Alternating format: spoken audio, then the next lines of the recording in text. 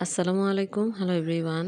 আপনাদের সবাইকে ঈদুল আজহার শুভেচ্ছা জানিয়ে আজকের ভিডিও শুরু করছি। আশা করি ঈদ আপনাদের সবার জন্য ভালো কেটেছে।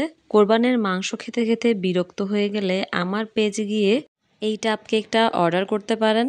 অবশ্যই যারা চট্টগ্রাম সিটির ভেতরে আছেন তারাই ট্রাই করতে পারবেন। আজকে আপনাদের সাথে শেয়ার করব চকলেট ওভারলোডেড একটা টাপ কেকের ডেকোরেশন টিউটোরিয়াল। আশা করি ইনশাআল্লাহ ভিডিওটা আপনাদের সবার কাছে অনেক বেশি ভালো লাগবে। এই টাপ কেকটা এত মজা, আপনারা একবার বাসায় তৈরি না করলে বুঝতেই পারবেন না। আমি খুবই বাজেট ফ্রেন্ডলি প্রাইসে এই টাপ কেকটা আমার পেজে সেল দিচ্ছি। আমার পেজে এখন সেল চলছে। আপনারা যারা চট্টগ্রামের সিটির ভিতরে আছেন, আপনারা সবাই চাইলে যে কোনো সময় এই টাপ কেকটা অর্ডার করতে পারেন। এই টাপ কেকে একদম লেস ক্রিম ইউজ করা হয়েছে। এখানে পুরোপুরিভাবেই এখানে আমি চকলেট ইউজ করেছি। তো এখানে আমি 2টা ডিম দিয়ে একটা চকলেট কেক রেডি করে নিয়েছি। আপনারা নিশ্চয়ই স্ক্রিনে দেখতেই পাচ্ছেন। আমি 2টা ডিমের চকলেট কেক কিভাবে রেডি করি আমার চ্যানেলে অলরেডি অনেকগুলো ভিডিও আপলোড করা আছে। আপনারা চাইলে সেখান থেকে দেখে নিতে পারেন। এখানে আমি একটা ব্রেড নাইফের সাহায্যে প্রথমে কেকটাকে 3টা লেয়ারে কাট করে নিচ্ছি। কেকটা এখন অনেক বেশি সফট আছে। কেকটা এখনও মোটামুটি গরম রয়েছে। আমার এই অর্ডারটা একটা আপু হঠাৎ করেই অর্ডার করেন আগের দিন রাতে। তো পরদিন সকালবেলায় আমি কেকটা রেডি করে সাথে সাথে এটাকে ডেকোরেশন করে দিয়েছিলাম। ইদানিং আমি খেয়াল করেছি আগের দিন রাতে কেক বানানোর থেকে সকালবেলা কেক বানিয়ে ডেলিভার করলে কাস্টমাররা বেশি পছন্দ করে আর কেকটা মনে হয় একটু বেশি সফট থাকে। তো আমার যখন হাতে সময় থাকে তখন আমি সকালবেলা করি, আর যখন একসাথে 2-3টে অর্ডার থাকে তখন দেখা যায় রাতের বেলা আমি কেকটা রেডি করে নিই। তো এখানে আমি কেকটাকে 3টা লেয়ারে স্লাইস করে নিয়েছি। এখন এখানে আমি 1 কেজির একটা বাটি নিয়ে নিলাম। এই বাটিটাতে আমি প্রথমে সামান্য কিছুটা ক্রিম লাগিয়ে নিব। প্রথমেই ক্রিম লাগাতে ভুলে গিয়েছিলাম। প্রথমে কেকের একটা লেয়ার দিয়ে দিয়েছিলাম। পরে যখন আমার মনে আসে তখনই আমি এখানে একটু চকলেট গানাশ অ্যাড করে দিয়েছি। আপনারা নিশ্চয়ই দেখেই বুঝতে পারছেন লেয়ারটা কতটা সফট। যার কারণে আমি যখন এটা ধরছি বা একটু উপরে উঠাচ্ছি এটা একদম কিন্তু ছিঁড়ে যাচ্ছিল। তো প্রথমে কেকের একটা লেয়ার দিয়ে দিয়েছি। এরপর এখানে কেকটা যেহেতু একটু ছিঁড়ে যাওয়ার ফলে আমি এখানে আরও কিছুটা কেক অ্যাড করে দিচ্ছি। তো এরপর আমি এখানে একটা সুগার সিরাপ দিয়ে দিব। তো আনফরচুনেটলি আমার ফোনটা কেন যেন একটু বেশি প্রবলেম করছিল, যার কারণে একটু ভিডিও ক্লিপ মিসিং হয়ে যায়। তো প্রত্যেকটা লেয়ারে আমি সুগার সিরাপ, চকলেট গানাশ এবং আমি দিয়েছি চকলেট চিপস। একদম ভরপুর করে দিয়েছি। আপনারা নিশ্চয়ই স্ক্রিনে দেখেই বুঝতে পারছেন। এখানের মধ্যে চকলেটের কোনো কমতি থাকবে না।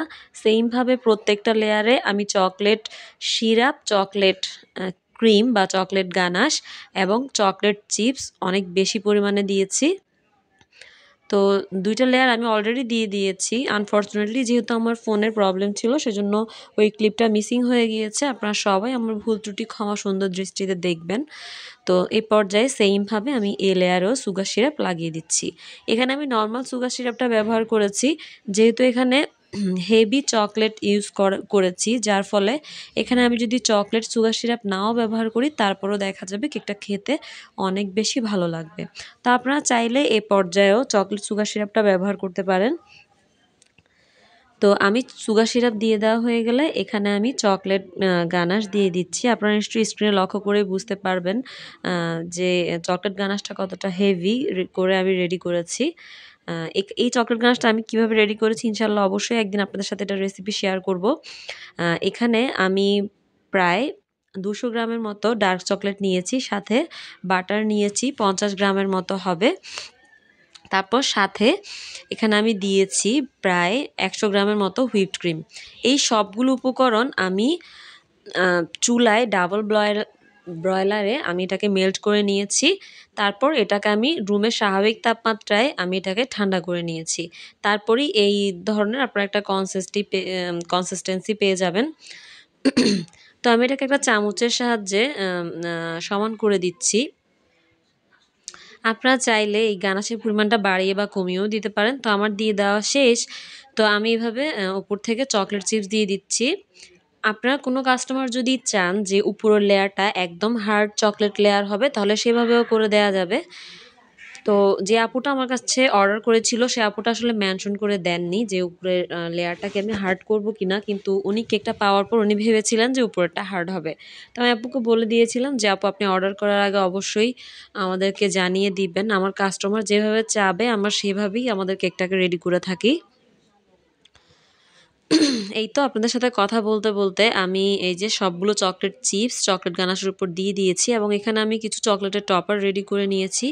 এই সবগুলো চকলেটই আমি ডার্ক চকলেট দিয়ে রেডি করে নিয়েছি। তো এখানে মোট ৮ পিস চকলেট টপার আমি রেডি করে নিয়েছি, কিছু নর্মাল চকলেট এবং কিছু হার্ট শেপের করে নিয়েছি। এবার সবগুলো চকলেট আমি একে একে কেকের বাটির উপরে বসিয়ে দিচ্ছি। তো এভাবেই মূলত আমি আমার চকলেট ওভারলোডের টাপ কেকটা রেডি করেছি। সেমভাবে যদি আপনারাও টাপ কেক রেডি করেন, আপনাদের কাছেও এই টাপ কেকটা অনেক বেশি ভালো লাগে। এটা এত বেশি মজার। এই টাপ কেকের রিভিউ অলরেডি আমার চ্যানেলে আপলোড করা আছে, আপনারা চাইলে দেখে নিতে পারেন।